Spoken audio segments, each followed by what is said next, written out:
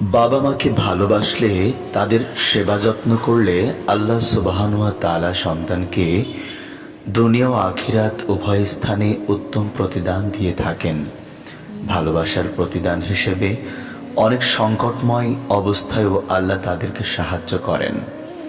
এমন একটি উদাহরণ পাওয়া যায় আব্দুল্লাহ ইবনে ওমর রাদিয়াল্লাহু আনহু থেকে বর্ণিত একটি হাদিসে।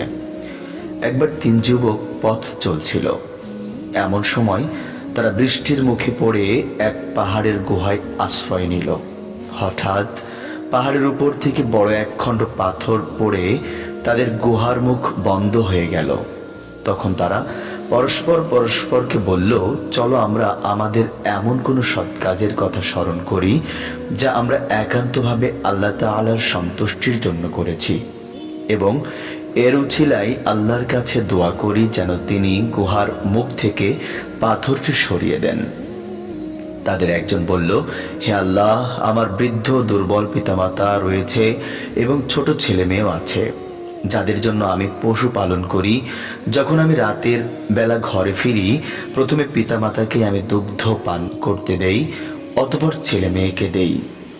একদিন আমি রাতের বেলা দেরিতে ঘরে ফিরে পিতামাতা উভয়কেই নিদ্রিত অবস্থায় পেলাম। আমি অন্য দিনের মতো দুধ নিয়ে তাদের কাছে গেলাম এবং তাদের নিকট দাঁড়িয়ে রইলাম।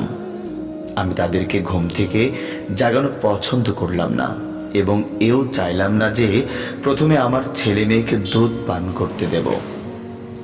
যদিও আমার ছেলে মেয়েরা ক্ষুধার তাড়নায় কান্নাকাটি করছিল, আমি ভোর হওয়া পর্যন্ত তাদের জন্য অপেক্ষা করতে লাগলাম।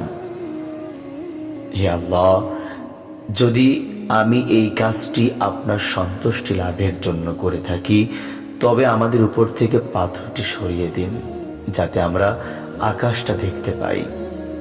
এতে আল্লাহ তাআলা গুহার উপর থেকে পাথরটিকে কিছুটা সরিয়ে দিলেন এবং তারা আকাশ দেখতে পেল। تبختر ترجل بصوت